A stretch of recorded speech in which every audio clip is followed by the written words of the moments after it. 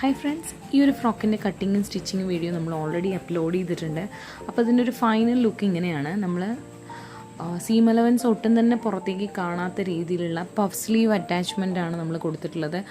അതുകൂടാതെ വേസ്റ്റ് ലൈനിൻ്റെ അവിടെ നമ്മളൊരു ലേസ് അറ്റാച്ച് ചെയ്തിട്ടുണ്ട്. അതിൻ്റെ താഴേക്ക് ഞാൻ അതിൽ കൊടുത്തിരുന്നത് ഒരു സ്കാലപ്പ് വർക്കാണ്. ഞാൻ അതിനെ ഇങ്ങനെ ഒന്ന് മാറ്റിയിട്ട് അതിൻ്റെ അറ്റത്തായിട്ട് 2 ബീഡ്സ് ഇതുപോലെ കൊടുത്തിട്ടുണ്ട്.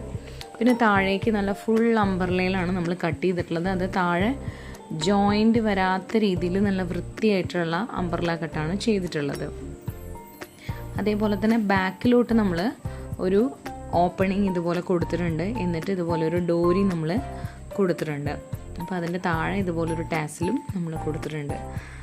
അപ്പോൾ ഇതൊരു 5 മുതൽ 6 വയസ്സ് പ്രായമുള്ള കുട്ടിക്ക് ഇതെടുത്തിട്ടുള്ള ഒരു ലോങ് ഫ്രോക്കാണ്.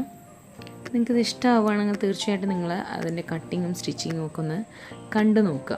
പിന്നെ ഇതുവരെ ട്രൈ ചെയ്തിട്ടില്ല എന്ന് വിചാരിക്കുന്നവർക്കും ഒന്ന് ട്രൈ ചെയ്ത് നോക്കാം. അത്രയും ഡീറ്റെയിൽഡ് ആയിട്ടാണ് നമ്മളുടെ കയ്യിലുള്ള ട്യൂട്ടോറിയൽസ് എല്ലാം തന്നെ.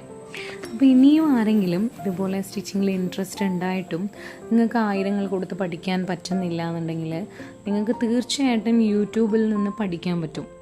ഓക്കെ, അപ്പോൾ എൻ്റെ ചാനലിൻ്റെ കാര്യം മാത്രമല്ല, അങ്ങനെ ഒരുപാട് ചാനൽസ് അവൈലബിൾ ആണ്. പക്ഷെ നമ്മളൊന്ന് ഇറങ്ങിത്തിരിക്കണമെന്ന് മാത്രം. നമ്മളെ ഡീമോട്ടിവേറ്റ് ചെയ്യാൻ ഇഷ്ടംപോലെ ആൾക്കാരുണ്ടാവും. എനിക്കുള്ളൊരു എക്സ്പീരിയൻസ് ഞാൻ നിങ്ങളുമായിട്ട് ഷെയർ ചെയ്യുകയാണ്.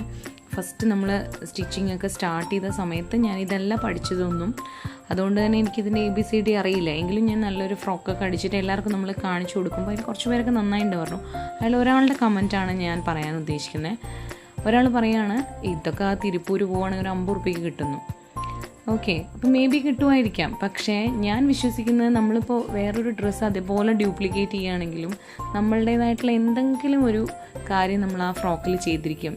എപ്പോഴും ഏതൊരു സിനിമയിൽ പറയുന്ന പോലെ, ഏത് തിരക്കഥയാണെങ്കിലും ഞാൻ തിരുത്തും പറഞ്ഞ പോലെ, ഞാനിപ്പോൾ ഏതെങ്കിലും ഒരു ഫ്രോക്ക് റെഫറൻസ് എടുത്തിട്ട് ചെയ്യുകയാണെങ്കിലും അതെൻ്റെ കയ്യിൽ കൂടെ അത് സ്റ്റിച്ച് ചെയ്ത് പോകുമ്പോൾ നമ്മളുടേതായിട്ടുള്ള എന്തെങ്കിലും ഒരു തിരുത്തലോ കാര്യങ്ങളോ നമ്മളതിൽ കൊണ്ടുവരും. അത് തന്നെയാണ് അതിൻ്റെ ക്രിയേറ്റിവിറ്റി.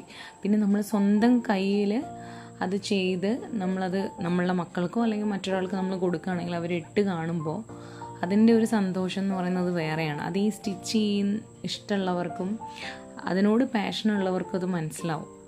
അപ്പോൾ അത് കടയിൽ നിന്ന് വാങ്ങിച്ചു കഴിഞ്ഞാൽ ഓഫ് കോഴ്സ് ഇതിനേക്കാൾ നല്ലത് നിങ്ങൾക്ക് കിട്ടുമായിരിക്കും കടയിൽ നിന്ന്. പക്ഷെ നമ്മളുടെ കയ്യിൽ കൂടെ കിട്ടുന്നതിന് ഒരു പ്രത്യേക ഒരു സന്തോഷമാണ്. അപ്പോൾ നിങ്ങളെല്ലാവരും തന്നെ നിങ്ങൾക്ക് യൂട്യൂബ് നോക്കിയിട്ട് പഠിക്കാവുന്ന കാര്യമേ ഉള്ളൂ. അപ്പോൾ നിങ്ങൾ ആദ്യം ചെയ്യേണ്ട കാര്യം ഫ്രോക്കുകൾ, അതായത് കുട്ടികളുടെ ഡ്രസ്സുകൾ നിങ്ങൾ സ്റ്റാർട്ട് ചെയ്യുകയാണെങ്കിൽ നിങ്ങൾക്ക് നല്ല രീതിയിൽ തന്നെ കോൺഫിഡൻ്റ് ആയിട്ട് മുന്നേറാൻ പറ്റും. അപ്പോൾ ഓക്കെ.